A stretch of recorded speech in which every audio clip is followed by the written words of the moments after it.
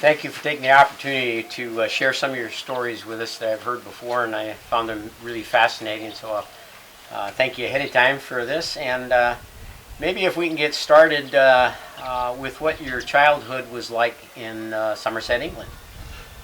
Yes, well, I was born in 1936, so the war started in 1939, and so those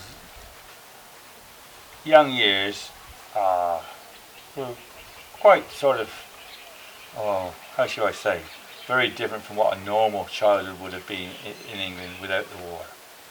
Uh, I went to school there, primary school, had a good life.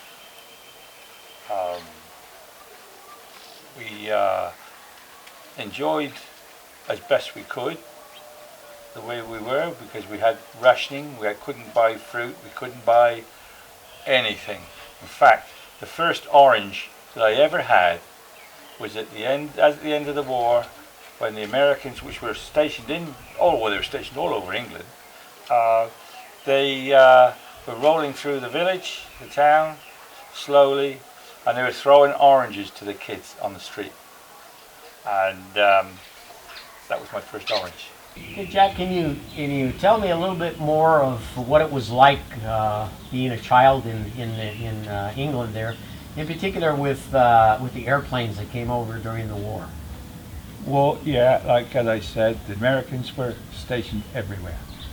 In fact, we had one billeted next door to us, so they had to live somewhere. There were many, many American soldiers there. My father was not conscripted into the army. He was, because he had a shop, a small grocery shop where the locals bought their food and had to live.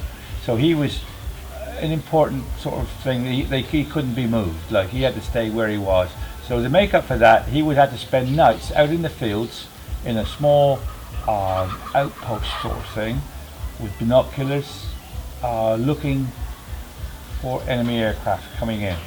And he had little cards there which he could identify the type of aeroplane, and they would immediately then radio in to their headquarters, wherever it was, and confirm that these airplanes were on their way across, bombers or whatever it was. So what was it like with the large waves that went over of the bombers and the escorts? Well, towards the end of the war, when it was obvious that the Allies were going to win the war, but they were going to give them a hell of a battering because they had to break their resistance completely. So to do this, the powers that be decided that from all over England and Scotland, they had airdromes everywhere, military airdromes, different types of planes, I guess, fighters or bombers or whatever the case may be. On this particular day that I remember so vividly, obviously the invasion of Germany was really on. This was going to be the night they were going to get the hell blasted out of them. And about 4 o'clock in the afternoon, bear in mind, we lived in the West Country. And the West Country is about 60 kilometres from the channel of the English Channel.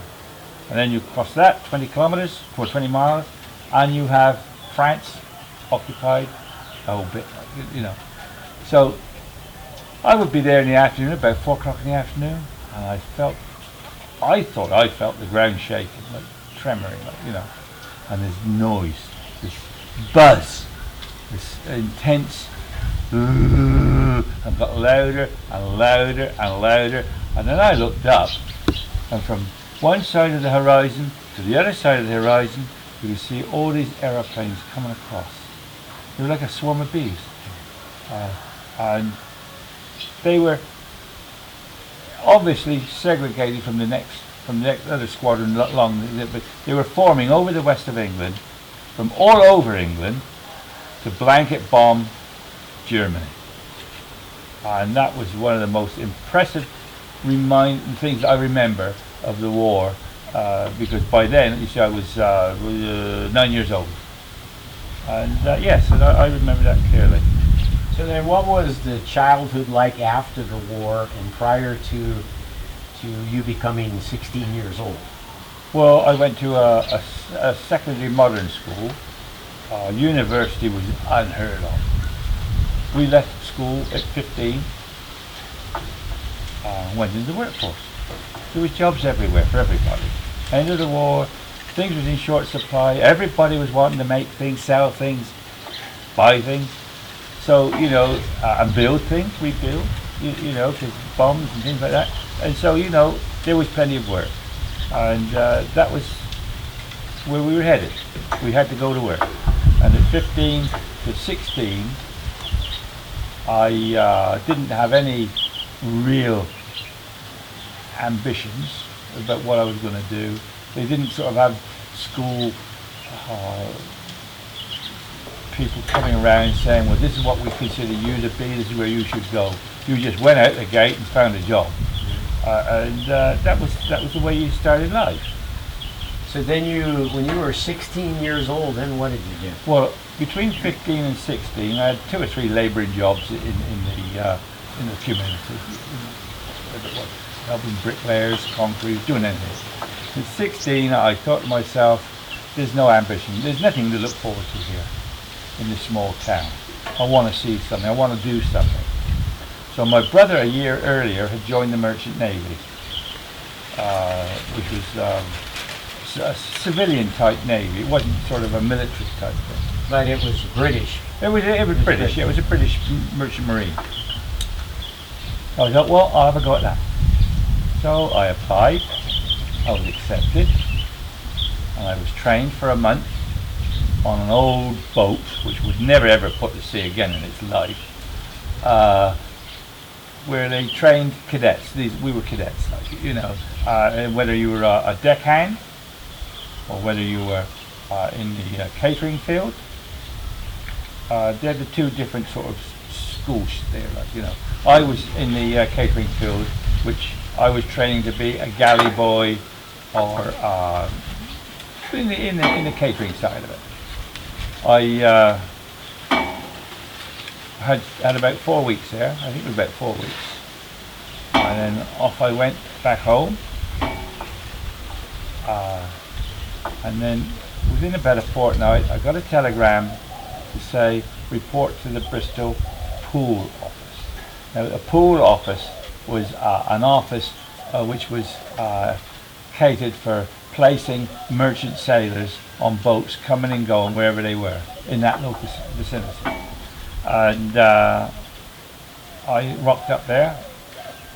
They said, well, there you are, bang, bang, bang. Here's your ticket on the bus to Avonmouth, 12 miles away. And there's a boat down there called the Regent Lion. That's where you'll be going.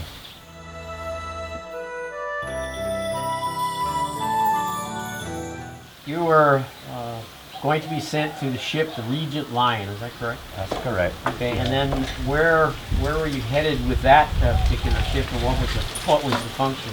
Well, the Regent Lion was laid up in Avonmouth. When I walked into the docks, I saw this boat. The biggest boat I'd ever seen.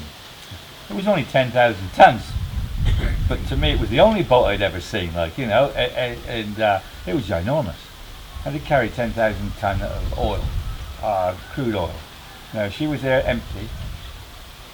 Went aboard, signed the articles in front of the first officer.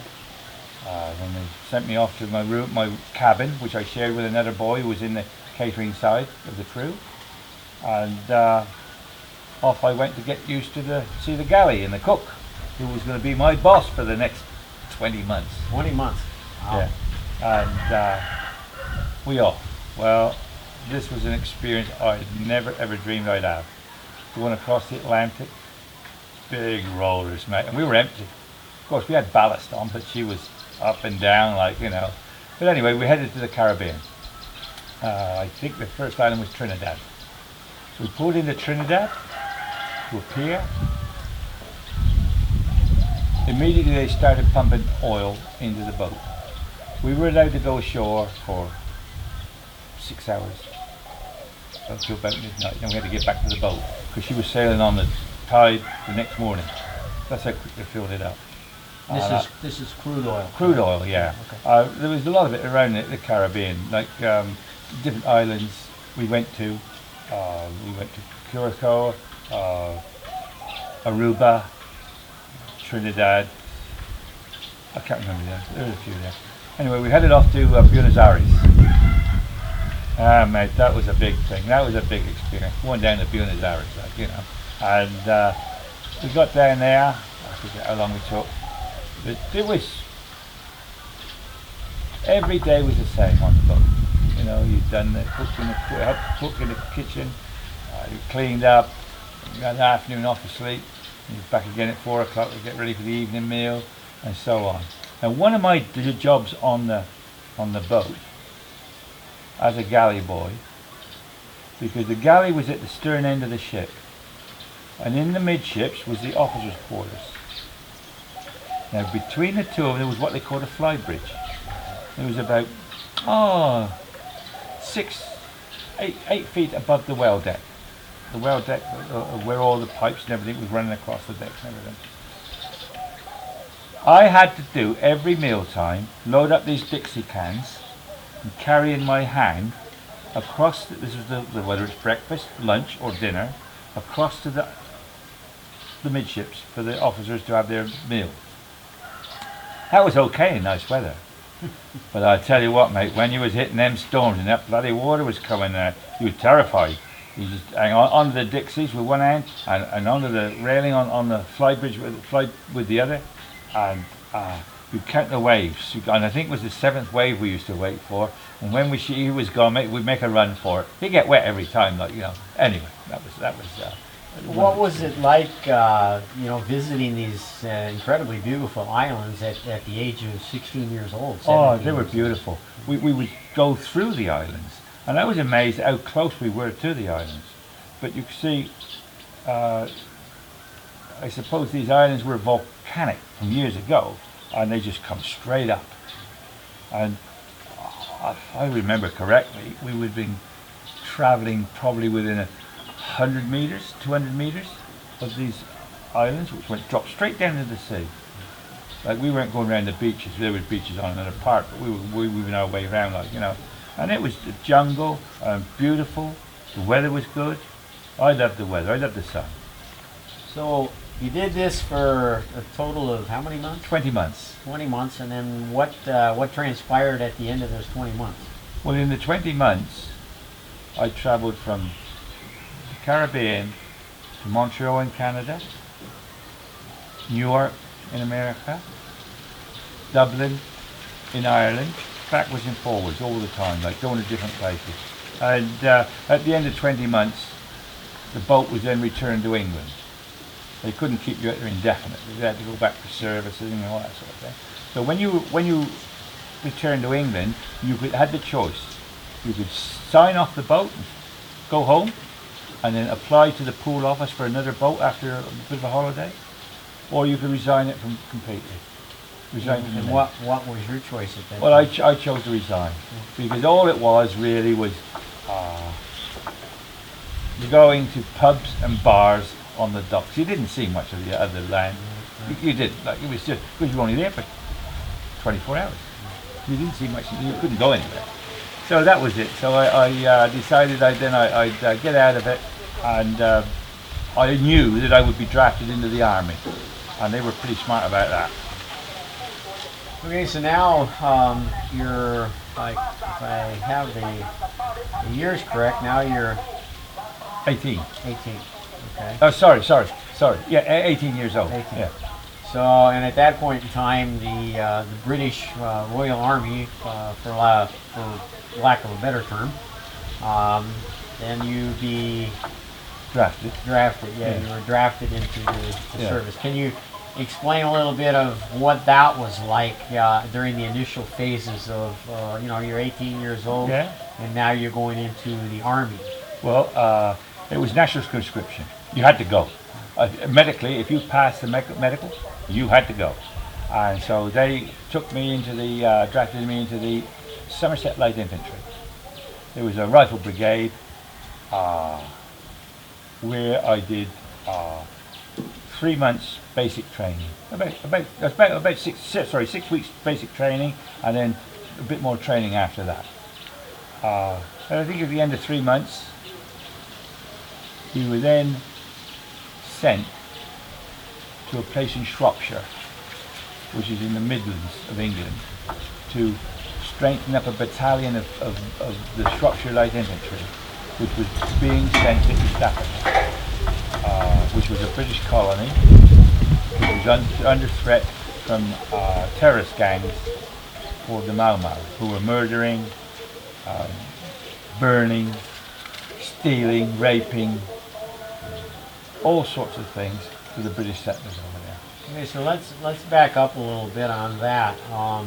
So in Africa at that particular time, the British had basically colonized or attempted to colonize Africa. Is that correct? Oh yeah, they colonized Kenya. It was a British protectorate. Okay, and that had gone on for how long? Well, for quite a while, but I believe the farms, it was very good land, very good land.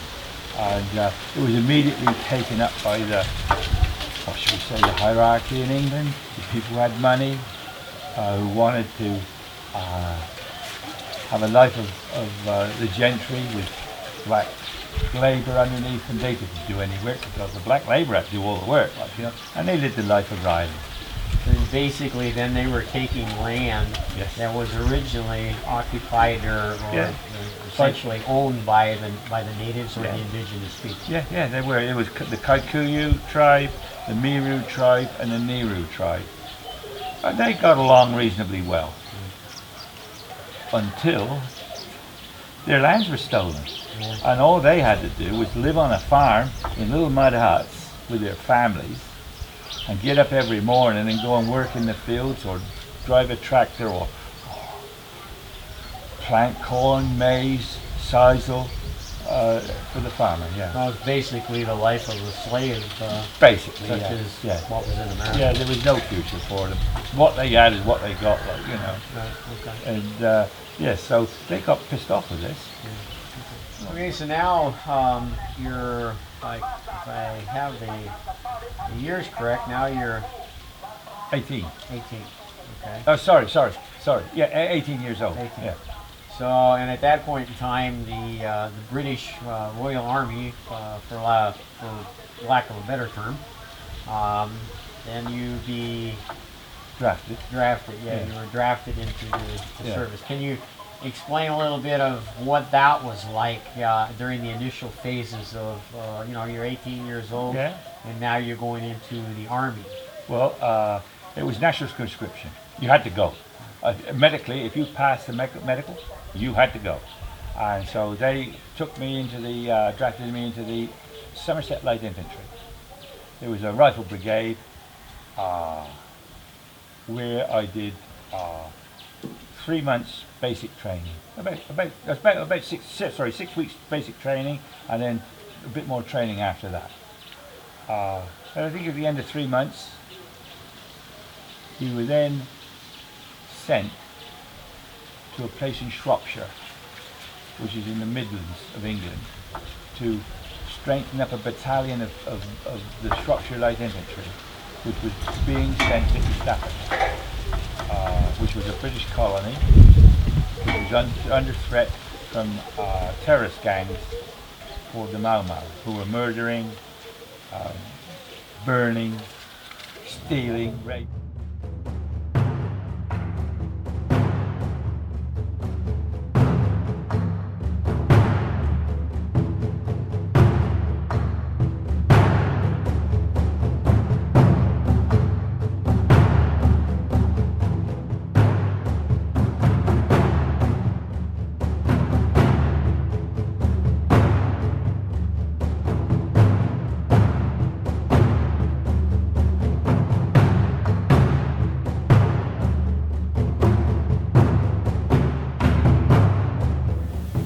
Okay, so you have just gotten out of boot camp, and that was where again? In Somerset. In Somerset.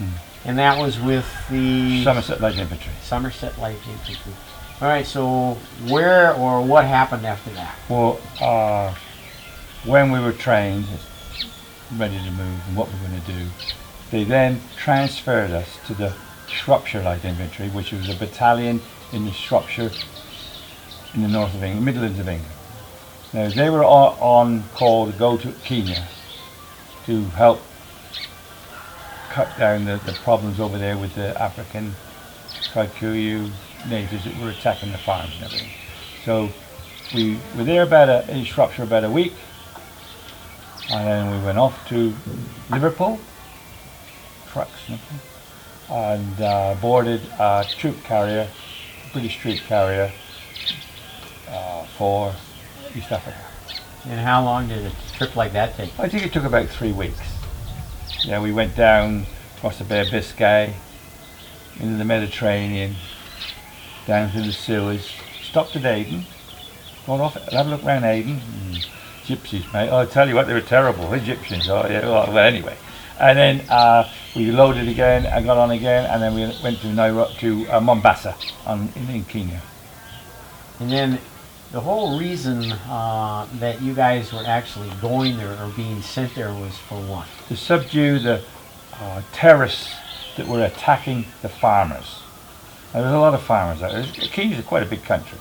And these farms might have been 20 miles away from each other, isolated. And But who owned the farm? well, the white settlers. They had settled the land from grants granted by the English government. I don't know where they got them in originally, but they had this land, and that land was owned originally by the Kikuyu tribes and the indigenous natives there. And they got really sick of seeing all this land, which they said was theirs. They wanted it back, which I suppose was a reasonable assumption. So the only way they could do it was terrorism. And they formed this group of terrorists called Mau Mau, M-A-U, M-A-U. They had no armaments other than what they'd stolen throughout the war years. Bear in mind the war's over now. But there's been British Army and Italian, all sorts of armies have been in Africa. And they stole it. And this has all been planned from years before. So they would attack a farm. If they were caught there, they would be murdered. They would murder and attack white residents, the white people going to Nairobi to do their shopping. Roadblock, they do all sorts of things. Terrorists. It was pretty bad. So what, let's talk a little bit about what your initial training was to deal with this situation. Well, on the way over on the boat, we had lectures about what to expect. And they warned us that these blokes were animals. And they would cut you up, they would do all sorts to you, like if they caught you. So we were sort of half geared up, like, all sort of timbered up. Then when we got to East Africa, to Mombasa, trained up to Nairobi, which was about, I don't know, about 300 miles, I think, I guess. There on the base camp, the regimental base camp, we would go out into the bush, which was we were surrounded by bush there. We were on the outside of Mombasa, outside of Nairobi, and we would have black trackers training us to walk through the bush, to look for signs, to look for tracks, which we weren't very good at, but these guys were. Now, who were the black trackers? Well, they were Kikuyu or Meru or Emu tribesmen who didn't want to be with the Mau Mau. So they sided with the British, with the army. They were paid well, And this is how they trained us up, and they warned us about what could happen to us and terrified us, everything. Yeah, so that was that. So after about a fortnight, maybe, middle of the night, or 3 o'clock in the morning, pitch black. Get up, get out of bed, get up, get dressed, pack your gear. Oh, I don't know what's going on here. And draw our rifles out of the armory, get in the back of them trucks. Got in the back of these trucks, and off we went to God knows where. We didn't know where we were going. And eventually, we ended up at a village, in the foothills of the Aberdare Mountains. And when we got out of the trucks, assembled, And that's when they told us what we were going to do. And we were going to go across in a line, across these hills. There was other companies as well doing it. I wouldn't just, and they would drop us off in 4-man groups, Squads. yeah, to form an ambush, to ambush any black people coming our way. Because this place was a prohibited area. Any black people found in this area of the Aberdare Mountains could be shot. No questions asked. They were Mau Mau. This was their stronghold. Oh well, we're all geared up and all edgy, like, we're into it now. This is going to be the real thing. So, and they said that like when we were settled into the camp, into our little ambush area, planes, light planes, I don't know what they weren't heavy planes, would strafe the bamboo in the jungle about 300 meters away from us and drop light bombs.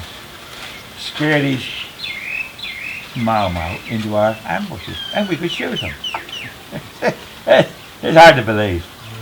Anyway, within 24 hours we'd had a nice camp, and 2 hours at a time on ambush, like, looking at the track that we were in. We were dropped off on a little animal trail, and others would be down by a river creek, or other ones would be on top of the hill, on this line, all the way across.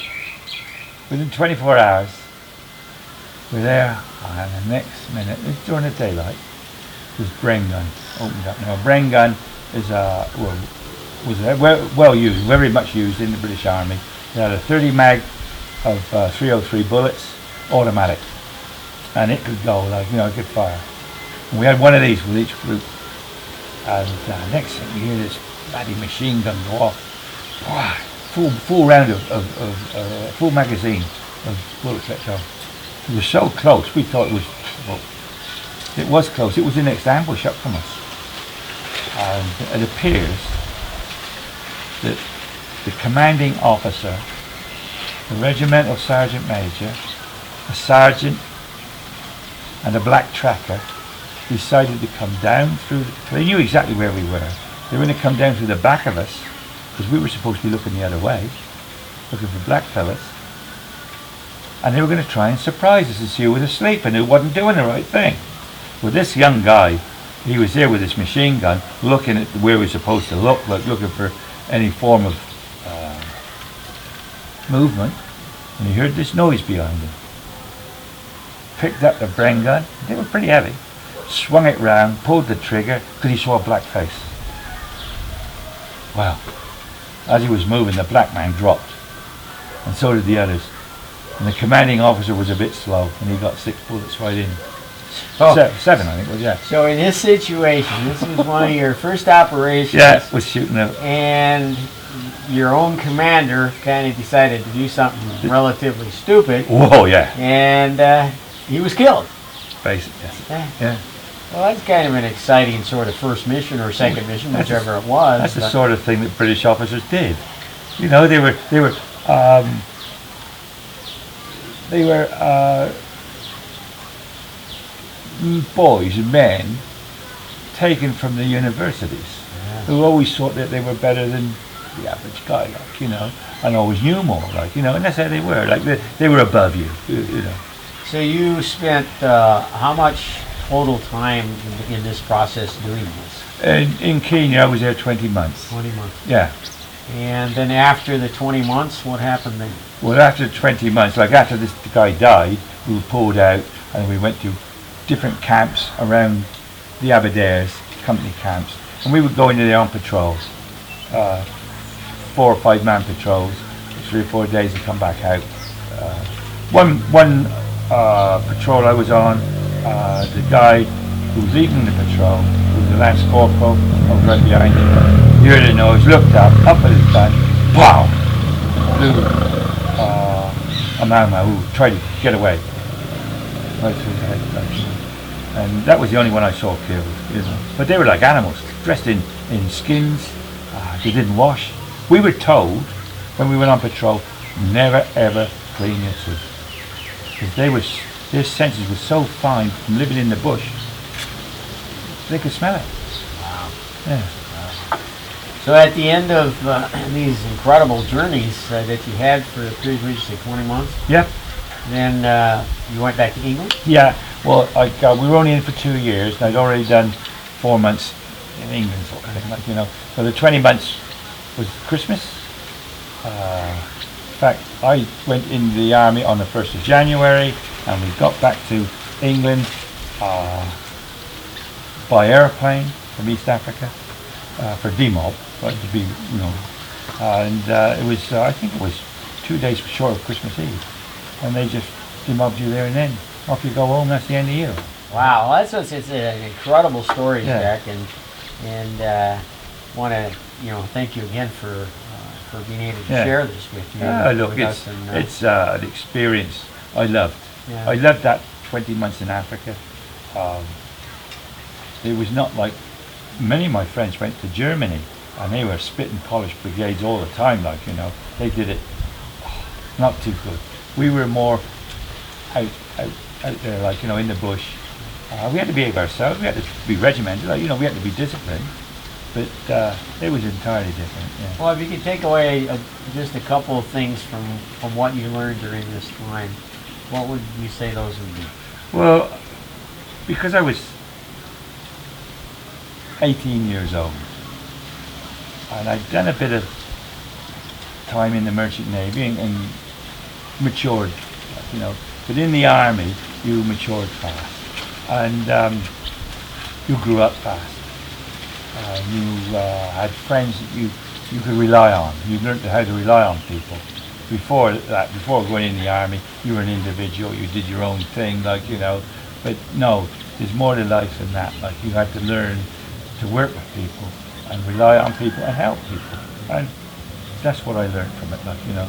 And I think that was the background of that training was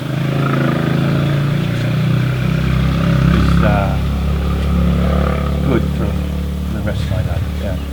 Well, once again, really sincerely thank you for sharing these stories with us, and also for your service. You know?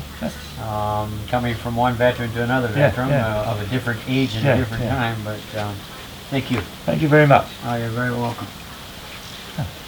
There you go. That's it. Celia.